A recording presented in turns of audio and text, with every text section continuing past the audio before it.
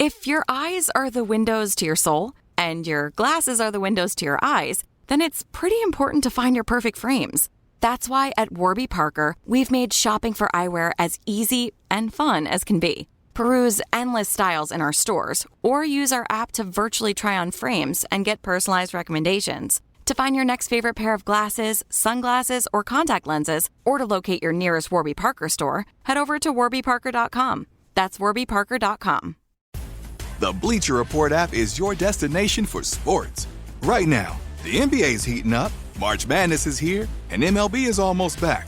Every day there's a new headline, a new highlight, a new moment you've got to see for yourself. That's why I stay locked in with the Bleacher Report app. For me, it's about staying connected to my sports. I can follow the teams I care about, get real-time scores, breaking news, and highlights all in one place. Download the Bleacher Report app today so you never miss a moment.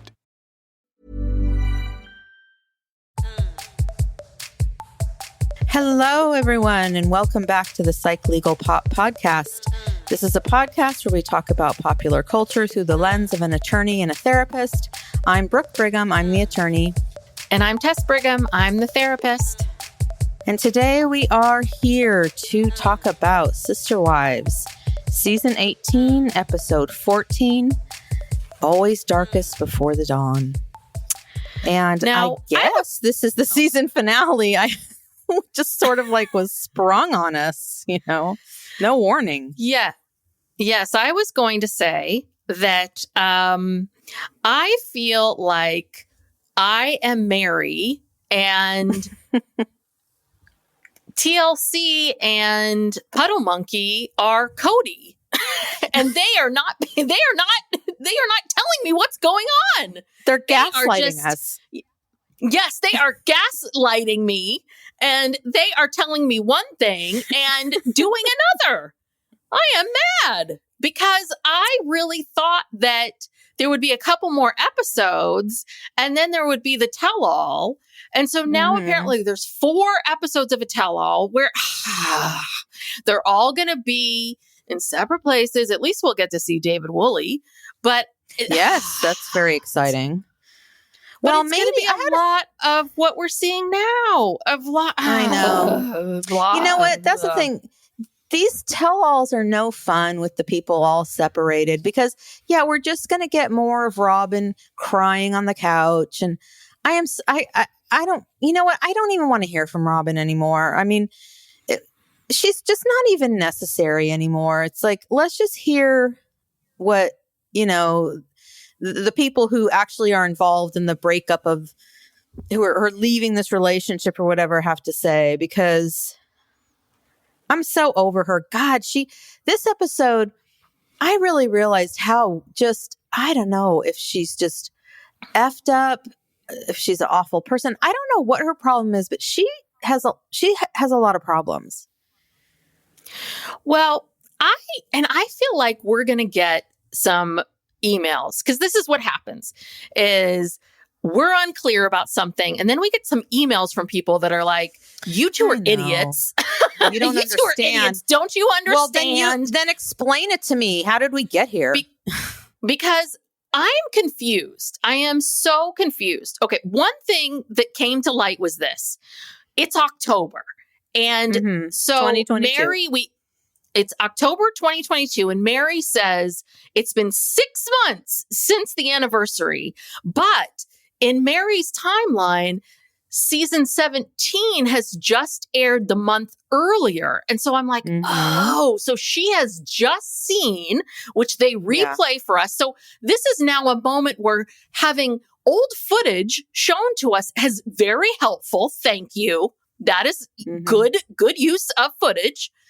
Now they are showing us what Kody says, how he doesn't feel like he's really married to Meri. I'm like, thank you. Okay, great. I appreciate that. So she's just seen that. Okay, that really was very helpful for me because now this makes sense. This whole season, we were all sitting around going, what is wrong with Meri? Aren't you seeing what's happening here? This man doesn't feel like he's married to you. Why are you debating this thing? Why are you going in circles? Why are you showing up to all these holidays? Why are you calling him up on your anniversary? You know, we've been wondering this and now, okay, He's been stringing you along the whole time, right? No one's shown you this footage until now. Yeah. And then there was another revelation that their first anniversary in Flagstaff, you know, they went to the Grand Canyon, and he said to her, you know, maybe we should give it another try or something to that effect. And I can't remember the exact words. So, and when did they move to Flagstaff? Sorry, when did they move to Flagstaff? What year? Oh, God. Okay. Well, it was a couple years before COVID. So I don't know, like 2017, 18. I mean, not that long ago. So, you know, that's where she got all her hope, when she kept saying, I still have hope. I still have hope. And we're all screaming at our televisions going, why? Because Kody told her that there was still a chance. And she's been hanging on to that and hanging on to that. And you're right. She finally heard what he had to say behind her back. And now, thank God, she's like, I'm out. Like, fuck you, you know? And I also had an epiphany, you know, because they made a reference several times to how, Kody and Meri were having problems well before the catfish, you know, long before the catfish. Yes. And, you know, we've a lot of times we've been like, well, what happened? I really think that it's all about the fact that she couldn't have more children and she wouldn't go through that fertility process, because Kody was really the one who was pushing that fertility process. And then he got Robyn to offer to be a surrogate. I think he was, you know, he really wanted that. And she kept saying, I don't know. And he kept bringing it up, and it went on for several seasons. I think he was mad about that she wouldn't go along with that because of his ego, you know, that he just wants to keep propagating having more children.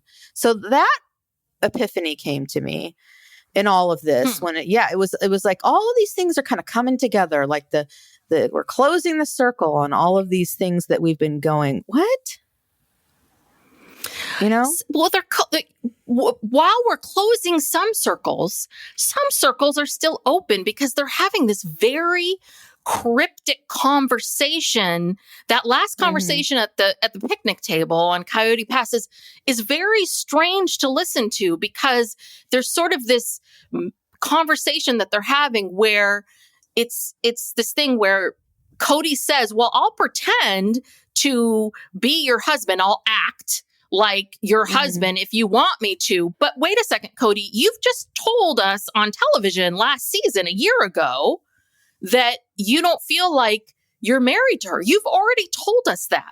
So why are you sitting here saying, well, if you want me to pretend, why have you spent the last year having conversations with Meri off camera about how you're willing to pretend to be her husband for the sake of appearances if you've already said it publicly? That's the part I'm not understanding. I can understand if this was the big reveal. This was the giant reveal that he was willing to pretend. And now Meri is saying, I'm not going to pretend anymore. This has been a big joke and I'm not going to hold on anymore. And they're both like, okay, great, let's move on. But he was trying to say that. He was trying to do that. Like, okay, here's what was happening from my point of view. Finally, Meri is saying, you know what, it's over. And Kody, who has been pretending for Robyn's sake, not for Meri's sake, but for Robyn's sake, he's been pretending because, you know, this is so important to Robyn for whatever reason. And so finally, Cody's like, oh my God, thankfully, you know, finally, Meri doesn't want to be in this relationship. I don't have to pretend. And then Robyn starts flipping out and being like, no. And then that's when he said to Robyn, look, Robyn, remember, like, I made this promise to you. You made me promise to you that we would never have this kind of a relationship. You know, the one that Meri and I are having. You made me promise that I would never do that to you. And then she had nothing to say. And then she started crying because she knows that Kody is mercifully like letting her go. Just like allegedly Robyn made him promise that he would do the same to her. And so then she's a hypocrite to argue otherwise. And then that's when she kind of got a clue. And I think that maybe was when she got up to go take a walk or something. I don't know. Well, I understand that part of it, but doesn't Robyn watch the show? So Robyn's seen that Kody has very publicly said, I don't feel like I'm married to Meri, right?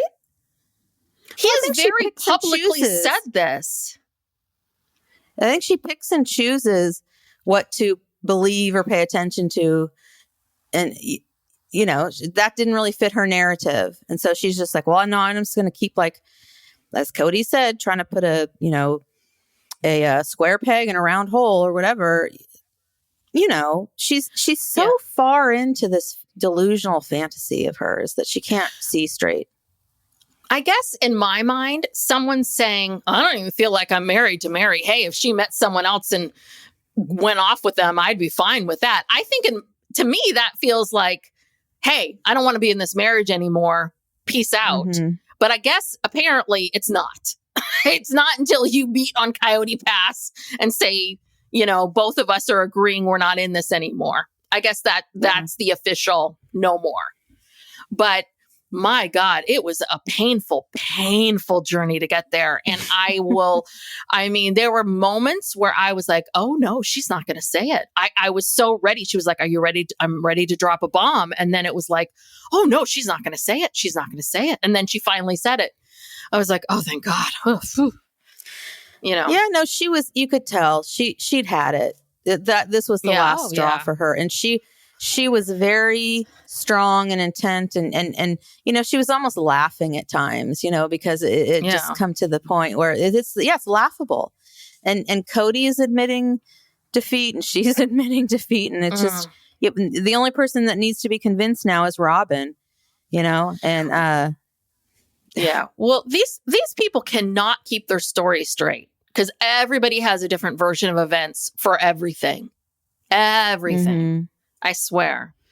But we open up and, you know, poor Meri, again, is filming by herself out in Parowan. And, you know, we finally hear from her that this is it. And did you notice that I got sort of obsessive about watching Meri's eyebrows because I'm like, oh God, Meri's really taken on the Robyn eyebrows. And then I started looking at all the old photos of her and I'm like, oh yeah, she used to have very thin eyebrows. And now she's really taken on the thick eyebrows. I'm like, get out now, Meri, before it gets really bad. Before your eyebrows can't come back.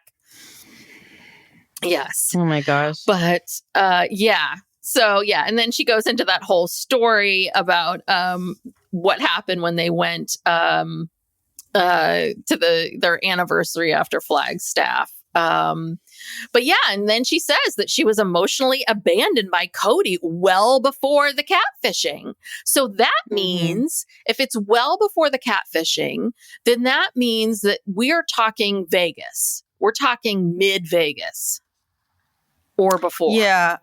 I think it was, around the time when, remember when they got to Vegas, they were talking about the fertility stuff. And then she's like, I don't know, let's get into the new houses and then I'll see how I feel, you know, and it just kept dragging out. And, you know, then there was all the drama with Meri about, you know, how she had to have as big of a house and she wanted all this stuff. And you can tell right around that time, you know, you can tell he's just really kind of had it with her. And I feel like at that point he was like, I don't need this. You know, she can't give me any more children because that is like the most important thing in that culture. And so I don't know.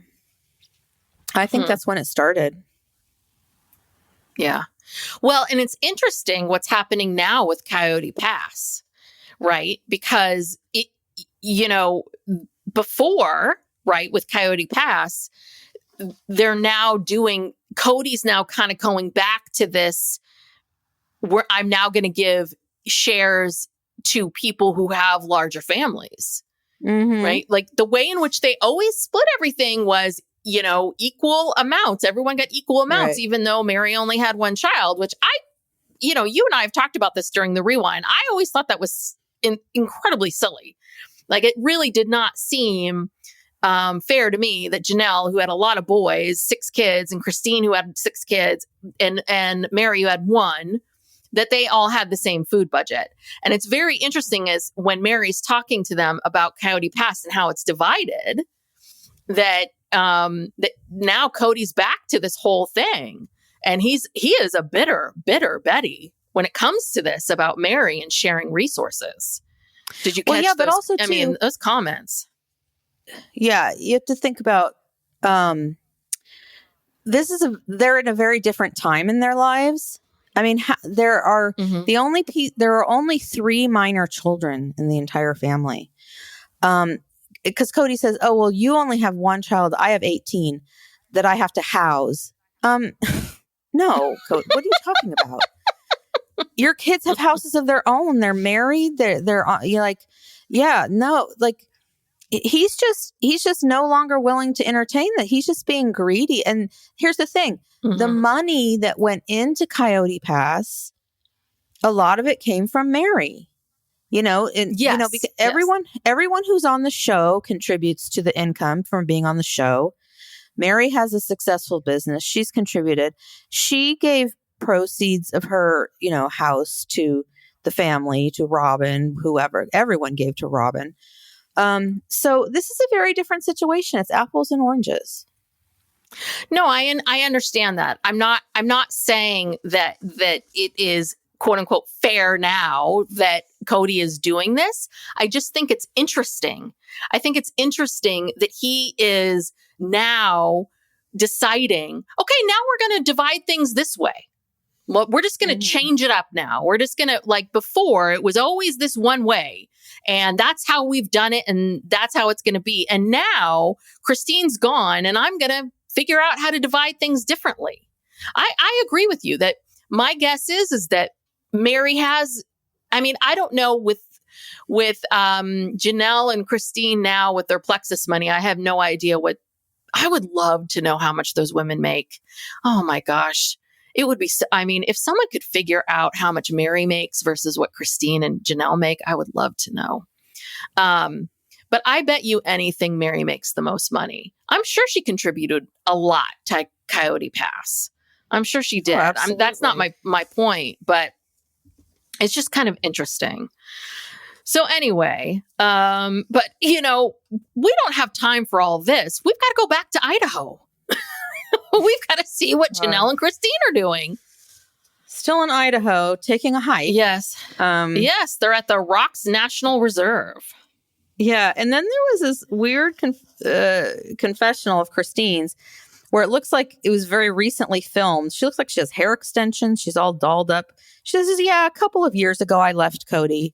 And it's like, well, why are you filming this? This seems very out of order. Like, it seems, I have to say something.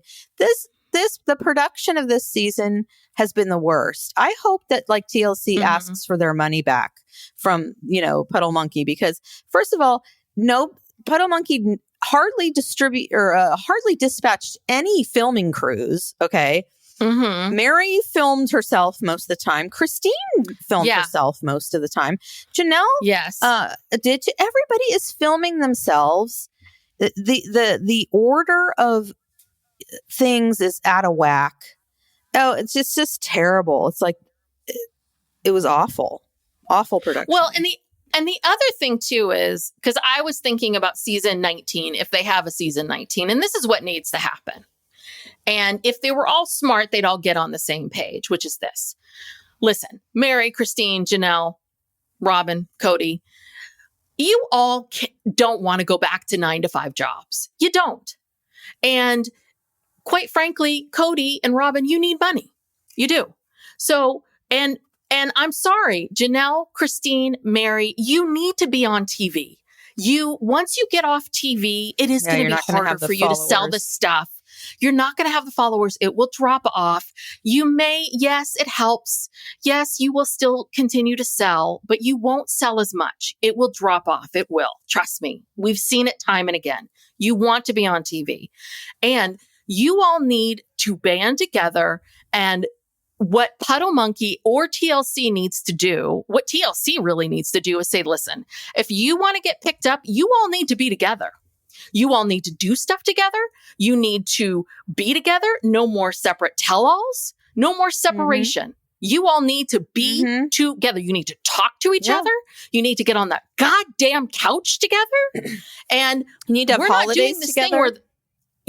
I'm sick of listening to one topic and the four of you go around and each give us your opinion of it. I'm sick of it. I don't want to hear that anymore. It's boring. It's boring, and you all need to get together to do it. And this is the only way we're going to renew this show. And we all know you guys need that money. So come on, let's do it. There we go. I can produce this show.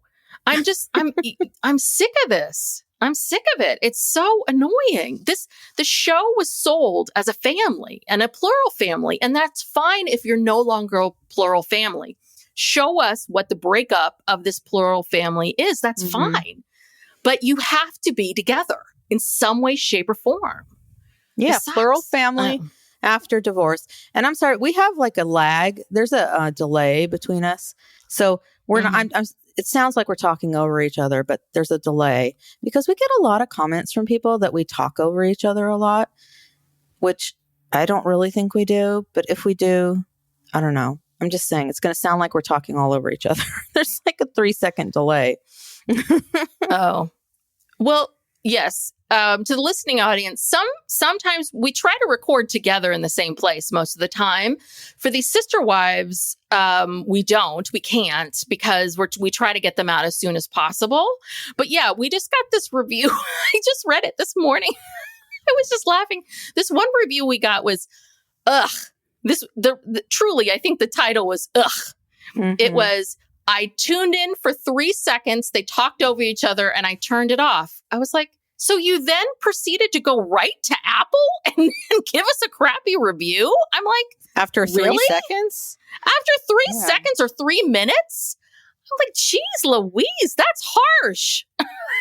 Yeah, like, get a life. I know. I mean, anyway, I'm sorry if it sounds bad. We're trying different, we're experimenting with different things. We were doing it over Zoom. That wasn't very good sound quality. Now we're doing it on something else, which last week it worked great. But yes, I don't know. For some reason tonight, I don't know. The internet is busy. It's overloaded. I don't know what's going on, but there's like a 3-second delay. Anyway, yeah. So back in Idaho, I don't know why we're here, but they're out on a hike, and the more I watch this show, the more I just really want to go to these states like Idaho and Utah, and they're so beautiful. And they're talking beautiful. Oh, sorry. I say they're beautiful, but see, this is the problem. Please don't turn off the thing. We don't mean to talk over each other. Yeah. But they're beautiful, but I don't know. It's just, I wish I was more of one of those people that would want to hike a lot and go and do those things. But I feel like I would move to one of those places and just do what I do at home, like sit around and watch TV, watch Netflix. And talk about going on those hikes.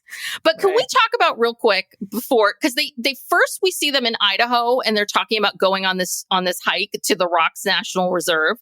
And then we go back to Kody, who says, Janelle and Christine are united in a common enemy against him and Robyn.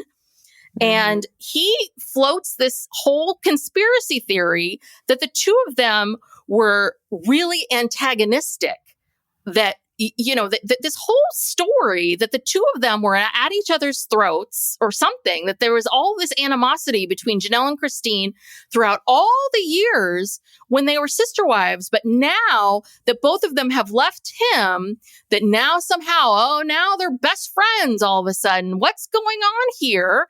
And because they now are against him and Christine. And I'm just thinking to myself, what? You didn't write about that in the book. Number one, we've only heard about Janelle and Meri. You've never told us about Janelle and Christine. So What's this revisionist history here? And number two, I really feel like if Janelle and Christine truly had an issue, wouldn't we have heard it by now from one of the adult kids? Yeah, or from one of them. Neither one of them has ever. They talked about how they used to work together, how they worked together to, care for the children, to shop and share food and share resources. Like, this is just such BS. Kody is just grasping at straws. It's total BS. But one thing we learned on this hike was that, and I was very impressed by this. Janelle said she completed her college degree when Gabe was a baby, went to school online, and someone posted that she went to University of Phoenix, went to school online at night when she was 33. In addition to working full time to support this family and everything else. I was very impressed by that because I didn't know if she ever finished college, because I think she started at BYU, before Kody derailed that. But, and then Christine was saying that in her church, they taught them that going to college was a waste of time because the world was going to end. And so I love this. Why bother?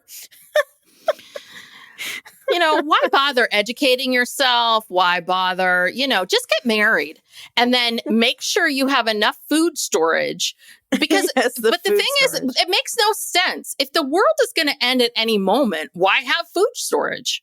Right? Like, you're just going to die. If the world's going to, if you're going to, so, or toilet paper or anything else. So why do you need enough food storage? Right? But you don't, it's like the world's going to end, but we don't quite know when. But then that negates everything else. Then you should get educated because you kind of don't know when the world's going to end.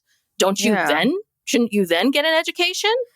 Maybe before the world ends, there's a long period of time. It ends slowly. So you need the food to, make it through. This was hands down my favorite part of the episode was, of course, now here's a topic we all have to talk about is the food storage, right? So we go through and we talk about the food storage and how, Janelle was like, I believed in the food storage. And hey, during COVID, I had toilet paper. And Christine's like, I did a lot of the food storage. And Meri talks about how, I left that food storage stuff because we all know Meri wasn't going to do it. That's too messy for Meri. It's too much stuff. And then Kody starts talking about food storage. And of course, it's like, well, now Christine had the food storage and now I have to put the food. She left it all with us and I have to put the food storage in a storage unit that I have to pay, a storage unit that I have to pay for. And I don't really have the resources for that. And it's like, so basically it's all Christine's fault. Is this what you're telling us? Like now she's to blame for food storage. Yeah. Like it's all her fault that you have to pay a storage bill now. If you don't want it, donate it. Donate it to a food bank or something, dumbass. He's so just complains about everything. Everything is somebody else's fault. You know? Yes, it is. Everything is someone else's fault. Well, no, it's not someone else's fault. It's Christine's fault. Or it's Janelle's fault. Now he's starting to blame Janelle because she's basically out the door, and Meri. Basically, they're all gone. This is it. And, the timeline here, so that this conversation, so now we're getting the next scene is where they all meet on Coyote Pass, and Kody pulls up on his, what is that called? A quad or ATV? I don't know what it is, and he's like all, Mr. Macho, and it's like, oh, well, how much did that cost? That must have cost a pretty penny. So they all show up in gloves. Hold on. In gloves. Got his gloves on. Always he might have to wearing gloves. He might have to move some logs or something. You never know. He might have to do some work. And, and then Robyn shows up in a separate car. Meri shows up. And I don't know why they're meeting out there. But, Kody says to Meri, before they really get into the nitty gritty, Kody says to Meri, well, since you want to build on the property, we should go walk it. And it's like, what? How many times have these people walked this property? And why? For what? That's not why you're there, Kody. Like, I think he's trying to avoid having this difficult conversation or something. But, and then somebody explains how Christine signed over her interest in Coyote Pass to Kody and Robyn. And she kept the proceeds of her house. We've talked about that. Yeah. Wow. And then this is where Meri talks again about how they've had no relationship, she and Kody, for 8 to 10 years. Now it's 8 to 10 years. Like it's getting longer. Adding numbers. It's getting longer. We go from when they moved to Flagstaff, 2019. Then we're on to before the catfish, which is what? That would be 20. Catfish is what? 2009, 2009? No, the show started in 2010. So like 20. So that would be 2016? 2015, 2016. That seems like it's like halfway through or so. So then now she's saying that they haven't had a relationship since 2013 to 2015. I mean, we're tacking on years now. Yeah. I mean, this is, yeah. So, and she is right. She has put a lot of money into this property, like we were saying, and she deserves to have a say into it and how it's divided. And I'm sorry, I was having a little bit of trouble with the math there for a second. But so basically what Kody's saying is, I guess there's a family lot. Everyone has some lots. So how is it that it was originally divided? How was it that that Janelle got 4, Robyn got 4, and Meri got 2, and Christine got 2, and then there's a family lot that's 2. How did that all break? Why did it break down like that? I'm not sure. I think it had to do with, it was a combination of how it could be divided zoning wise and where the different wives wanted to build, like if they wanted to be in the trees or not in the trees. Mm-hmm. Because the larger lots, the 4-acre lots, are the ones that are not in the trees, and then the 2-acre lots are the ones that are more in the trees. And remember, they had several meetings where they'd go out on the property, and there were some fights about it, but they finally came to the conclusion that Robyn and Janelle wanted the lots that were 4 acres, and Christine and Meri picked the lots that were 2 acres. And then there was another one that was 2 acres that had the pond. It's not really a pond. Yes. But, and that was going to be the family lot. And then Kody always wanted to subdivide one of those lots to make a total of 5 lots, but he couldn't do that until he had paid off the property. Mm-hmm. So it was never equal. It was never equal acreage wise. It was just sort of like where people wanted to be. And so now that Christine is gone, Kody is taking her lot, although I think she actually transferred it to he and Robyn. But anyway, between he and Robyn, they have 8 acres. And Janelle has 4. Yes. And Meri only has 2. So she's questioning this. Like, which she how should. Is this fair? She should. And that's when Kody gets into this thing about, well, you only have 1 child, and I have to leave, my property to my 18 children or whatever. And, and Meri finally is woken up to the fact that Kody thinks that she's less than because she only has 1 child. And that's why I think that this all stems back to the infertility and the fact that she didn't want to have Robyn be a surrogate for her. She didn't want to do it. She never wanted to have any part of the fertility stuff at all. It was all driven by Kody. And that's what her worth was to him, was to make babies. And finally, she's woken up to that. Well, and I think also it's obvious. I think it's the baby thing, and I think it was the resources thing. I think it was the fact that she had this expensive taste, and the fact that she was not willing to say, I only have 1 child. I'm going to live in this smaller house. I'm going to do without. I mean, I think that's one of the things he liked about Janelle was the fact that Janelle was really smart. And like, I think he really admired Janelle for going back to college, for earning a lot of money. I mean, I think that a lot of these things were very appealing about Janelle. And the fact that Janelle could always just make do with whatever. She didn't need a wet bar. She didn't need it at all. No, you're right. You're right. I mean, totally. And you could tell, that's what I'm saying. The contempt for her, you can see it in those episodes when they're picking out, the carpet, when Meri's over budget and she's picking out her carpet and wanting to get extra this and extra that. You can just see the look on Kody's face. Like, what the fuck are you doing, bitch? It's like, and I kind of don't disagree with him about that.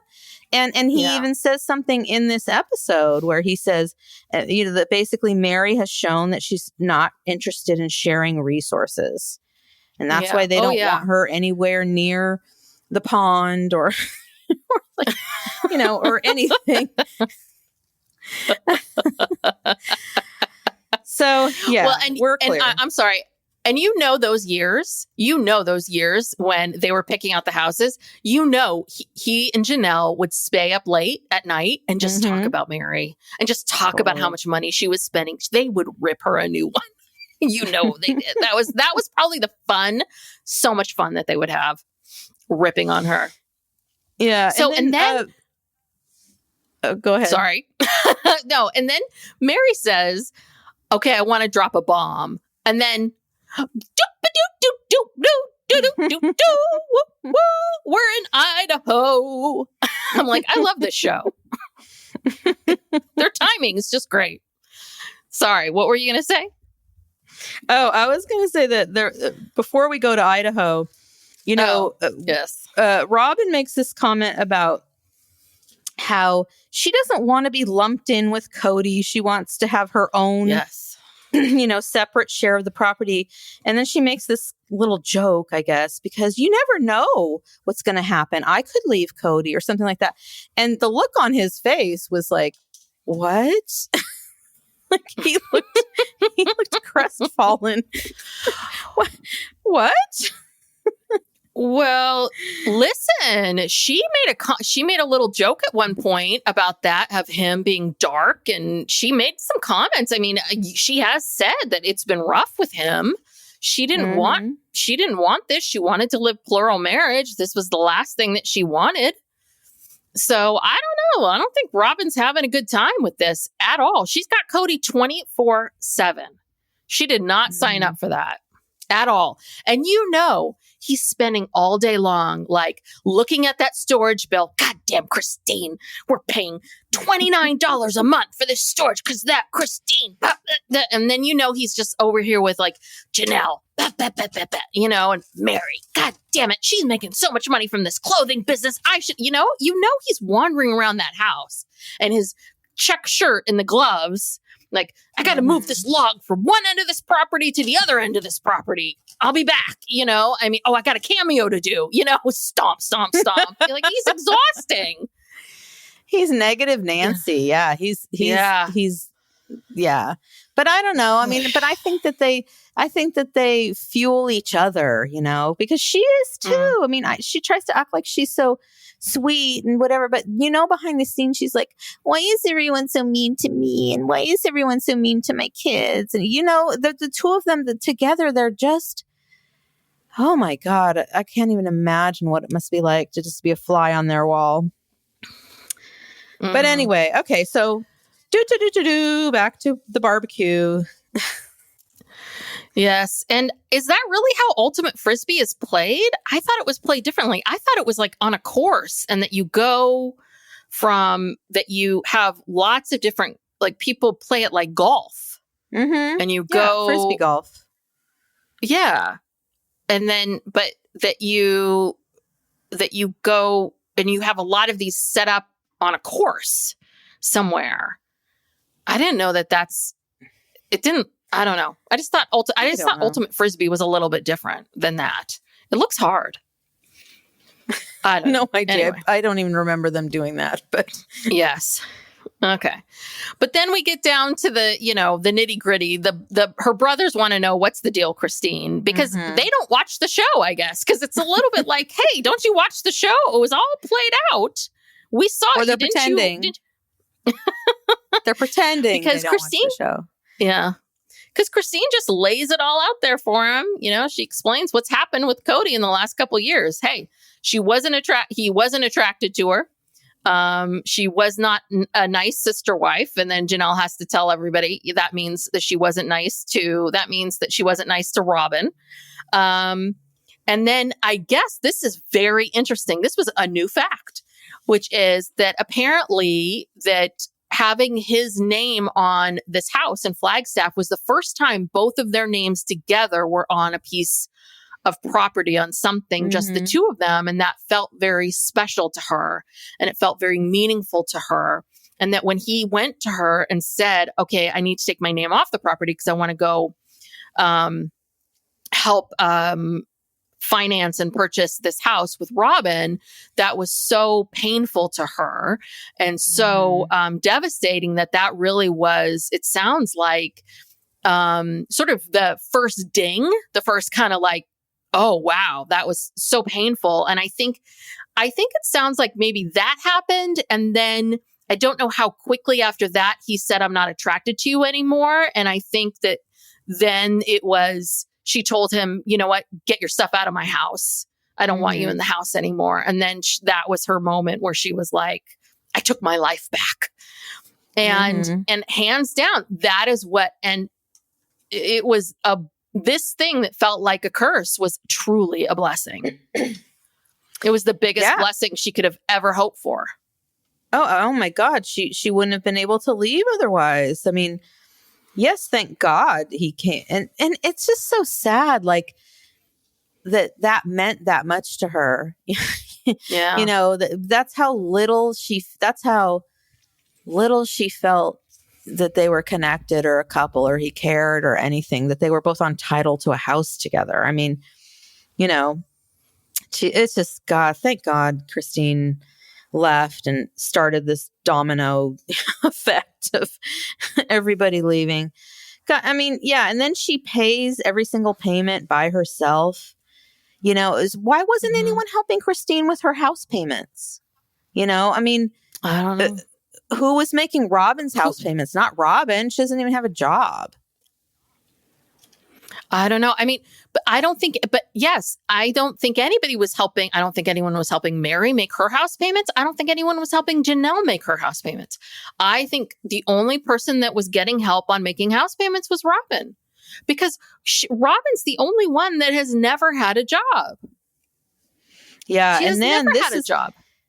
This really stung. Like, Christine says in a confessional that she says that she believes that the only reason Janelle is staying with Kody is financial because she has nothing in her name and she has nothing.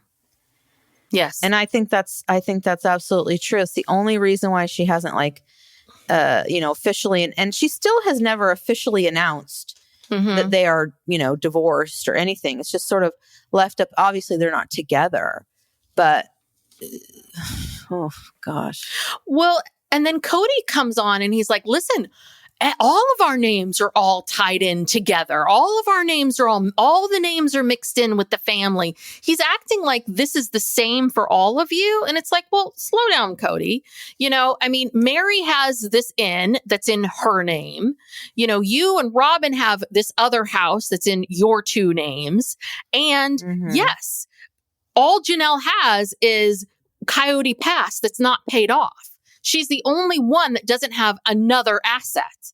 You all, yes. And everybody has these, yes, everybody has family assets together, but she's the only one of all of you that doesn't have another asset on her own. And that's the difference. And she does not own that parcel of Coyote Pass alone.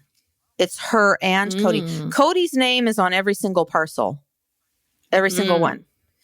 So she has nothing in her name alone. The only thing she has is a parcel of land, undeveloped land on Coyote Pass that she co-owns with Kody. It's extremely worthless at this point.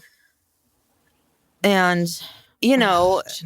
I don't know. And we talk about, you always bring up this stuff about this Plexus money. I don't think the Plexus money is that great, because if it was, she wouldn't be living in that apartment. She would be able to, have a down payment for a house or, because that's what she really wants. I don't know. She's waiting to see if this thing's going to happen if she can build on Coyote Pass. I don't know. Yeah. Oh, Janelle. We don't know anything. I also wonder, I can't remember. I remember when Meri was talking to the family about how she wanted to buy the B&B, because it had been in her family and they all didn't want to do it really. And she said she was going to do it. I mean, I wonder if any family money went into that. Oh, I thought no. I thought they all said absolutely not. I thought that was all Meri. Yeah. Okay. I thought they absolutely refused. That's what I remembered, but I just wasn't sure if any family money went into that. Yeah. But yeah, so then so Janelle says she still feels spiritually married to Kody, but she doesn't want to be with him. Yeah. And so basically, that's it. Basically what she's saying is, I'm sticking around until I can straighten out this money issue. Until there's something pulling me to get away from this guy. And I think it's probably maybe someone else who can help me get away from this, or something else that will get me away from this. So this was the thing that I was so upset, which was we're back at Coyote Pass. There's Meri's going to drop a bomb. And the bomb is, well, I was at the B&B this weekend and the B&B really needs me. I was like, oh God, Meri, no. And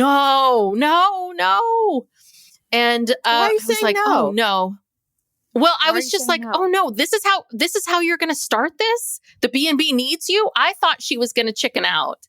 But then she finally said, well, that, and coupled with some statements that Kody has made, I'm like, okay, good. We're getting into it. I'm not going to renew my lease here in Flagstaff. I was like, okay, we're half saying it. I'm still gonna build here on Coyote Pass. And then of course, the minute she started saying that, Robyn started crying. That was it. And then we get into this whole bizarre, cryptic thing. I mean, about how,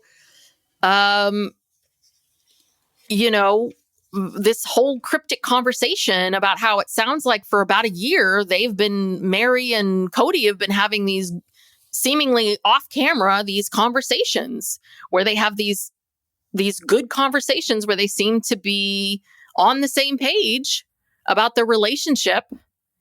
And I don't know, but I guess once they get on camera, Kody, I guess they kind of go through the motions and kind of sort of pretend to maybe be husband and wife for Robyn's sake. I don't know. I mean, I don't even know what the hell was going on. No, I didn't get, I thought the only conversation. What was your perception of the conversation? Well, that the only hopeful conversation they had was the one at the Grand Canyon. And that after that, Kody just, I don't think that they had any sort of hopeful talks on or off camera or whatever. I didn't get that. I mean, excuse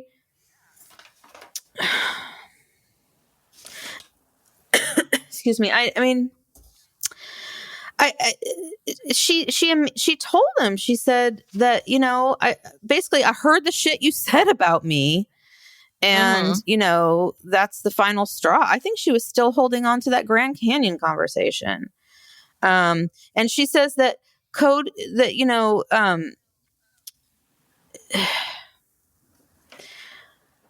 don't know. I mean, Kody is being, I don't know. My notes are all over the place. I don't know what I'm reading this saying. Stuff. It was this was the problem. This is the problem I had because it was very confusing and cryptic and they're half talking about things. And then we're going back and forth on the couch. And, I mean, we said a lot of this in the beginning, but basically they get into the fact that he doesn't want to be in this duty bound. He doesn't want to be in this duty bound marriage. She doesn't want to be in this duty bound marriage. And Meri also, the other thing too is, I think what was upsetting Meri was that Kody kind of kept putting it back on Meri, where it was like, yeah, Meri, we agree on this, right? We agree on this.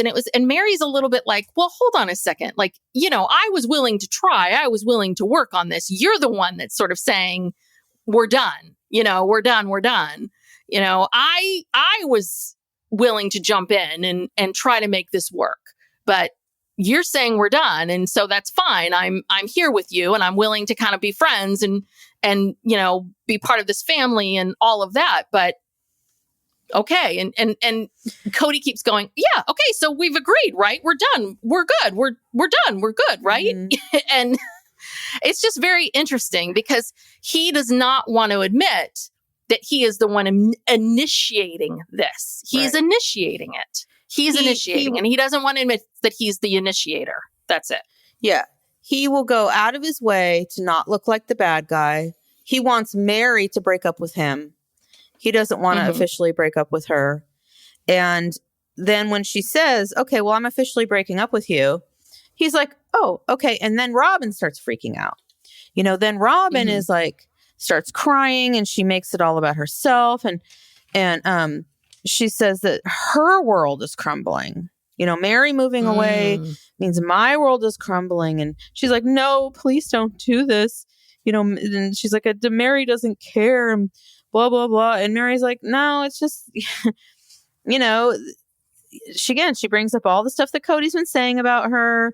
And he doesn't want her to get into that. He doesn't want any of this to be dragged out. He's carefully doing this dance to make sure she doesn't say too much. And then, Robyn's doing her act. Everyone, the only person Kody and Robyn are just, they don't know what to do. They're both trying to carefully manage their own reputations and their own images. And Meri just doesn't care anymore. She's just trying to break up with them. She's like trying to get through this breakup conversation where she's breaking up with both of them. And they're not taking it well.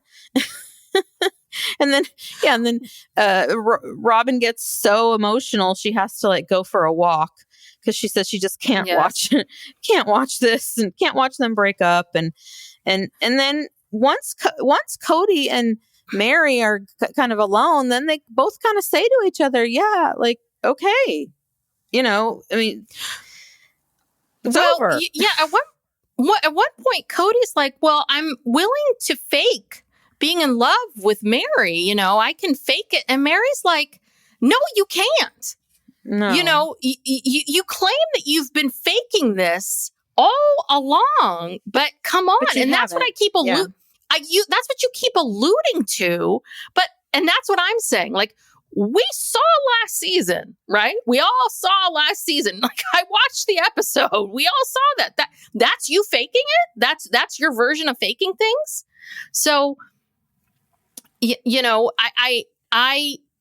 I feel like, was finally Mary's moment because she was like, listen, he clearly doesn't know how to fake anything. And he's not doing a very good job of faking being a loving husband. And it's not fair for her to be alone for years. And I was like, good for you.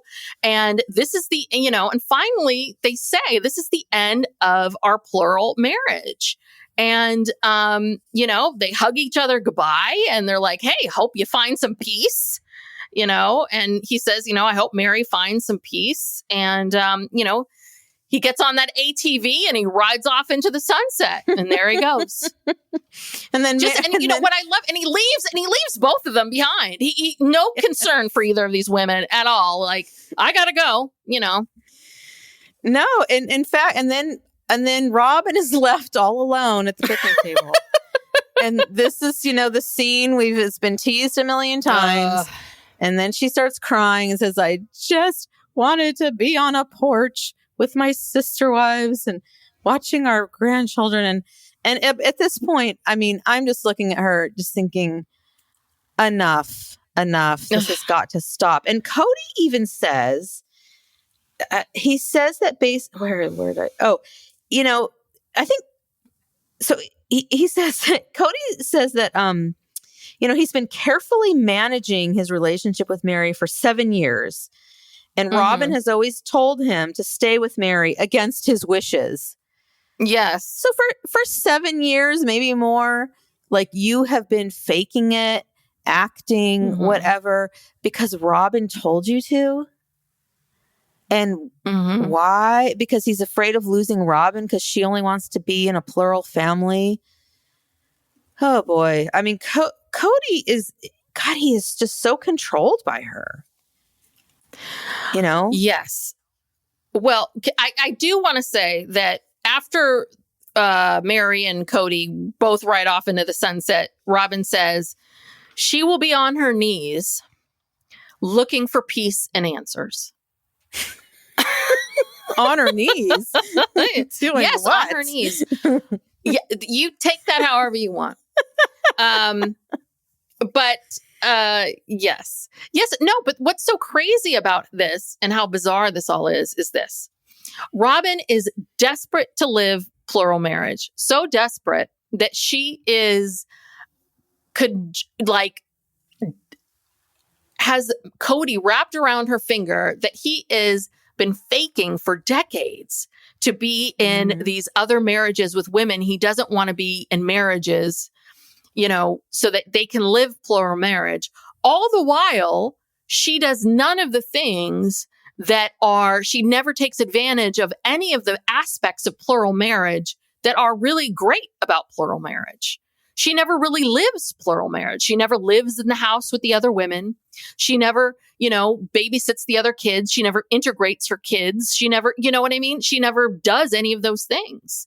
I mean, it's truly bizarre. You are the one who desperately wants to live plural marriage, and yet you don't take advantage of any aspect of it, but you are desperate to hold on to it.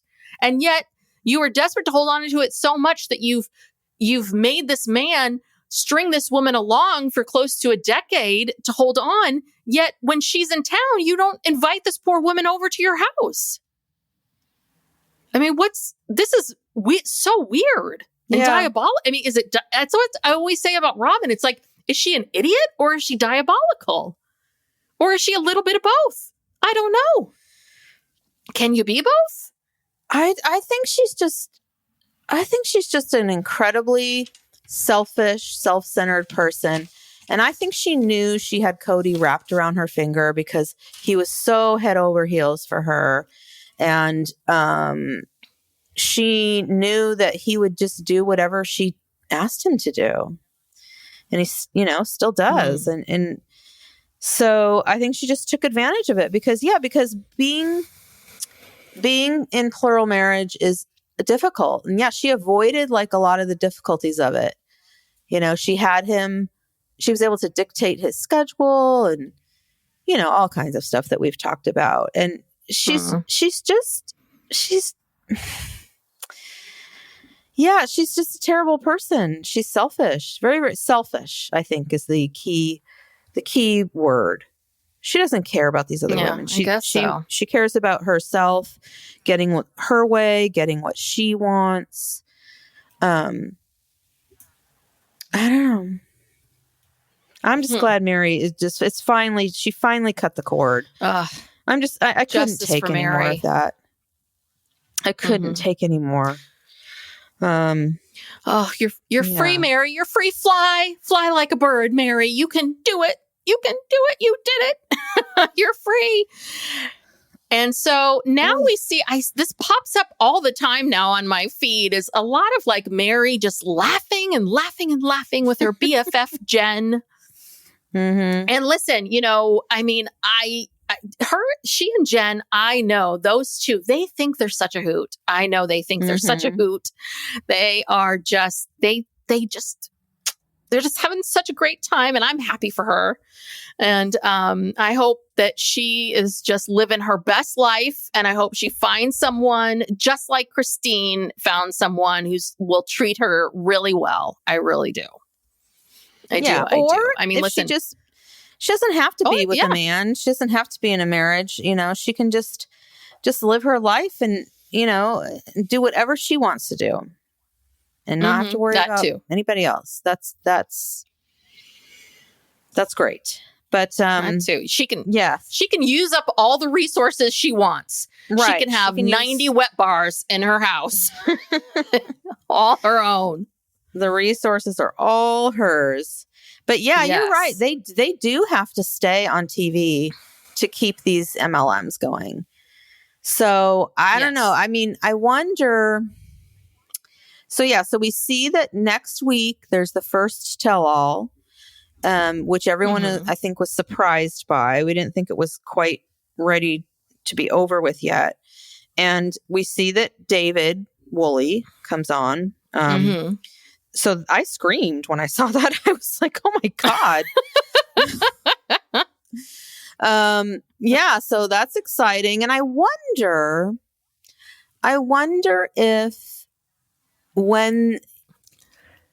if after the tell-alls, because, we heard that maybe it would be going into January. I wonder if they'll have some kind of, like, after the tell-alls, maybe like an update to bring people even, further along in the timeline, because the tell-alls were filmed in like June. So, like almost 6 months ago. Yeah. Well, I thought they filmed Gwen's wedding, correct? Mm-hmm. So when is that going to be? Is that going to be a special? Maybe. That's why I'm thinking that there might be some after shows after the tell-all to catch people up more, because there's no way that they can wait. It will be such stale information if they wait an entire year, because it's been a year between these two seasons, 17 and 18. If it's another year, it's just like too much stuff is happening. And with social media, we see it all happening. So, and it just doesn't it degrades the quality of the show. So I feel like they need to kind of keep it going, or at least catch people up, or have a couple extra episodes, where we get to see some of this stuff. I don't know.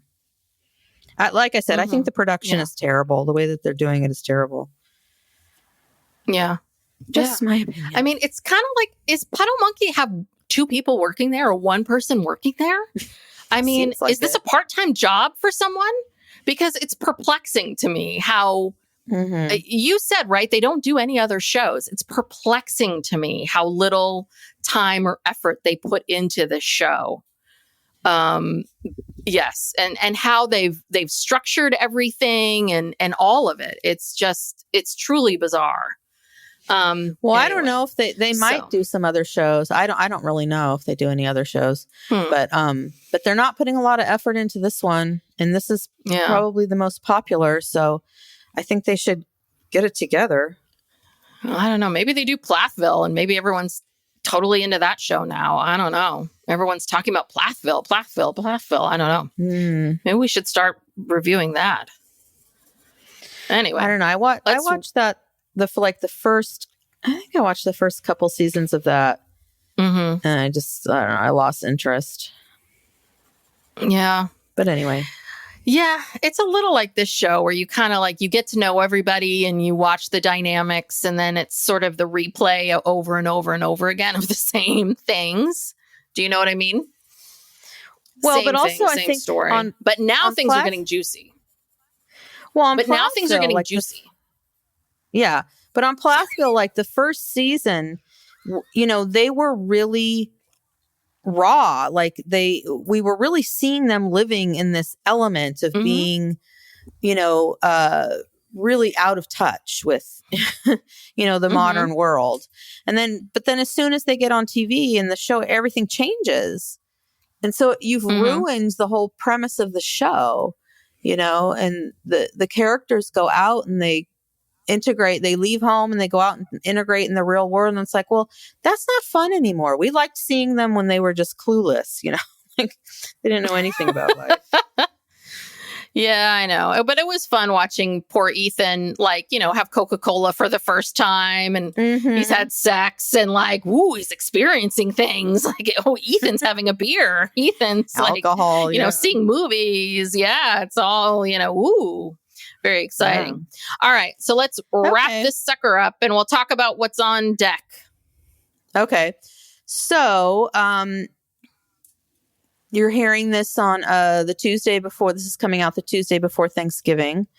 We do have a Thanksgiving episode that we recorded that is, I'm kind of like feeling very vulnerable. We did this episode kind of about our lives. I felt we got really personal and now I'm sort of regretting it, but I guess we're going to air it. Sort of a getting to know us episode where we kind of talk about our, growing up and our life and how we got here and, why we decided to do this podcast and why we are the way we are. And we have different, views on the world. We have perspectives. Our perspectives are different. And so that'll be on Thursday. And please, if you haven't already, subscribe to the podcast. And if you could please give us a 5-star rating and a review if you have time. But just hit the 5-star thing. That would really help us out. We would appreciate and that. And don't fuss at us, please. Don't fuss at us about the lags. I'm sorry. And all the other things that people are the things that people fuss at us about. I can't control the internet. Okay. I'm sorry. Yeah. And what else? Okay. So we're on social media at Psych Legal Pop on TikTok and Instagram if you want to follow us there. And we hope you have a happy holiday this week. Hope you get some rest and relaxation and get to be with the people that you care about. Anything else, Tess?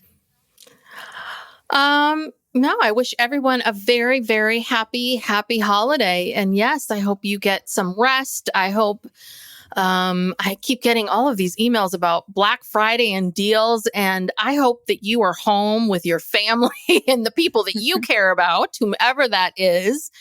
So the people that you love or pets that you love, and not out dealing with the Black Friday craziness, madness, and that you get lots of rest. And we appreciate all of you. We really, really do. Anyone here that's listening, when we started this podcast, trust me, we didn't think anyone would listen. So we are incredibly, incredibly grateful to all of you.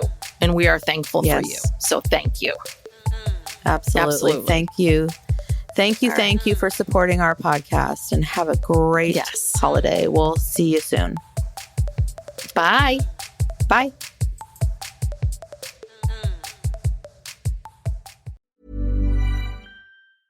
This message comes from Jackson. Taxes aren't something you can only think about once a year. With investments, planning for tax day is year-round. Fortunately, Jackson offers tax-efficient products. Visit jackson.com for more information on how our products can make your tax bill a little bit less painful. Jackson is short for Jackson Financial Incorporated, Jackson National Life Insurance Company, Lansing, Michigan, and Jackson National Life Insurance Company of New York, Purchase, New York.